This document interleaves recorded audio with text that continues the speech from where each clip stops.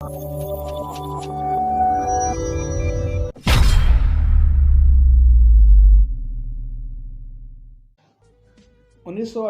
میں 10th میں تھا جی. تو ہمارے زمانے میں ایک 9th میں 10th میں ایک سمری ہوا کرتی تھی. اس سمری کا نام تھا ابو بن ادم.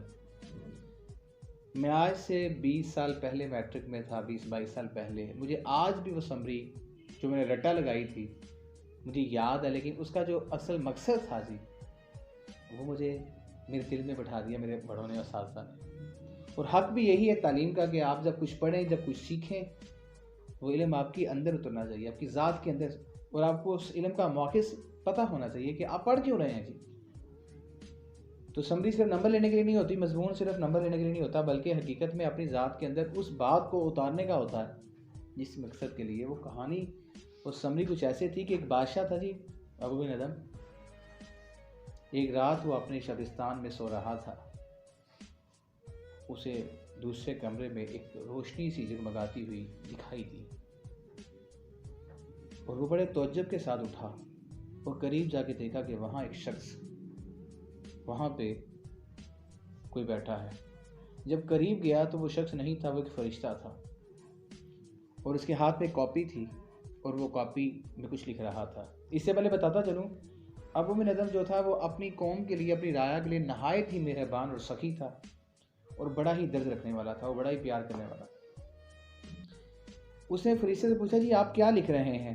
تو فرشتے نے کہا کہ میں ان لوگوں کے نام لکھ رہا ہوں, میں ان لوگوں کے نام لکھ رہا ہوں جو اللہ کو پیار کرتے ہیں. اس نے اس فہرست میں دیکھا, اس میں اس کا نام نہیں تھا. تو بڑے ڈر کے سہمے ہوئے انداز میں کہتا ہے میرا نام ان لوگوں میں لکھ دو جو اللہ کے بندوں کو پیار کرتے ہیں, جو اللہ کی مخلوق سے پیار کرتے ہیں. میرا نام ان بندوں میں لکھ دو.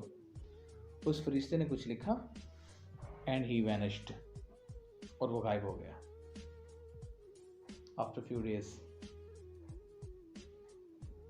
کچھ دنوں بعد پھر اسی طرح رات کو اسے غیر معمولی ہلچل محسوس ہوئی. اس کی آنکھ کھلی اور اسی طرح وہ دوسرے کمرے میں گیا تو فرشتہ بیٹھا کچھ لکھ رہا تھا. اس نے آج پوچھا کہ آج صاحب کیا لکھ رہے ہیں؟ کہا میں ان لوگوں کے نام لکھ رہا ہوں جن سے اللہ پیار کرتا ہے.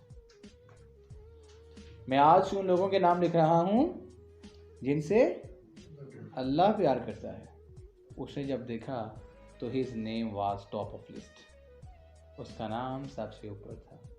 وجہ یہ تھی کہ یہ اللہ کے بندوں کو پیار کرتا تھا, تو اللہ کی نظر میں سب سے آگے چلا گیا. تو جو اللہ کی مخلوق سے پیار کرتا ہے نا, اللہ کے لیے وہی سب سے پیارا ہے.